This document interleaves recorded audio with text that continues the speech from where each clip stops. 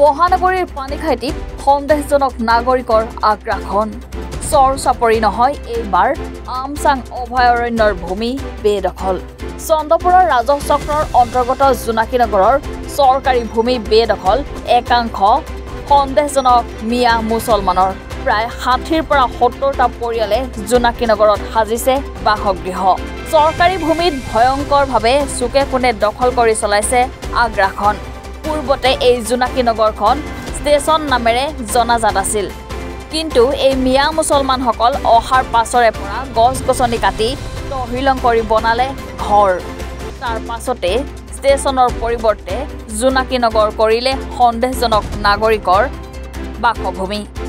ৰাজ্যৰ বিভিন্ন প্ৰান্তৰ লগতে এই সমূহ চৰকাৰী ভূমিত চৰকাৰে উচ্ছেদ চলাই বেদখল মুক্ত কৰিবলৈ আহ্বান জনাইছে স্থানীয় ৰাইজে যদি আমি এই পৰিস্থিতি যদি সকলোৱে ওলাই নাহো পিছলৈ আমাৰ সংকট আমাৰ ল'ৰা ছোৱালী ভৱিষ্যত অন্ধকাৰ হৈ পৰিব চৰকাৰে এটাই অনুৰোধ কৰোঁ এই যে যিবোৰ মানে বাংলাদেশী সন্দেহযুক্ত সিহঁতক মানে উচ্ছেদ কৰি পেলাই আমাৰ খিলঞ্জীয়া মুক্ত কৰাৰ কাৰণে মই বিচাৰোঁ সেইটো আমাৰ যে ভৱিষ্যত যে আমাৰ ল'ৰা ছোৱালী যেন সুৰক্ষিত হৈ থাকে এই মোৰ বিনম্ৰ অনুৰোধ এইখন কি গাঁওখনৰ নাম কি এইখনৰ নামটো আমি আগতে পানীখাইটি ষ্টেচন বুলি জানো কিন্তু তেওঁলোকে নতুন নামাকৰণ কৰিছে বোলে আপোনাৰ জোনাকী নগৰ তেওঁলোকে নতুনকৈ নামাকৰণ কৰিছে জোনাকী নগৰ বুলি বুজিছে এতিয়া গোটেই আমি সংকটত ভুগি আছোঁ কেতিয়া মানুহৰ কোন কেনেকুৱা কি হয় কোনো ধৰিব নোৱাৰে মানুহ ক'ৰ হয় কি কথা কোনো ইয়াৰ চিন নাপায় ইয়াৰ পৰা কচুতলি উচ্ছেদ হৈছে ক'ৰবাৰ পৰা আহিছে কোনোবা আপোনাৰ বোলে কিৰাকাটাৰ পৰা আহিছে খেৰবাৰীৰ পৰা এতিয়া হেৰি হৈছে ক'ৰ পৰা আপোনাৰ বাহিৰত য'ত যিমান হৈছে উচ্ছেদ আহি পেলাই ইয়াতে গোটেই সোমাই আছে প্ৰথমতে আমি এঘৰ বা দুঘৰ দেখিছিলোঁ তাৰ আগতে আজিৰ পৰা 15 বছৰ আগত তেতিয়া দেখিছিলোঁ আমি লুঙি পিন্ধা মানুহ চাব লাগিলে পানীখাইটি বজাৰখনতে আহিলে দেখা পাওঁ লুঙি পিন্ধা মানুহ নহয় লুঙি টুপি মানে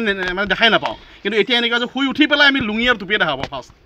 আমাৰ প্ৰথম দৰ্শন হয় লুঙি আৰু টুপি আমাৰ এই পৰিস্থিতি হৈছে আৰু ভৱিষ্যত যে আমাৰ অন্ধকাৰ আছে একদম 100% চিয়ৰ এতিয়া যদি আমাৰ চৰকাৰে যে ব্যৱস্থা নলয় বিনম্ৰ অনুৰোধ যদি অতি সোনকালে এইবোৰক উচ্ছেদ কৰাৰ ব্যৱস্থা লোজন কৰে কিমানমান মানুহ আছে ইয়াতে এতিয়া আজিৰ ডেটত তেওঁলোকৰ 70-80 ঘৰ 90 ঘৰ মানুহ হৈছে বেছি হ'ব কম নহয় গুৱাহাটীৰ পৰা হেনাদে ৰিপৰ্ট এনি ভাৰত 24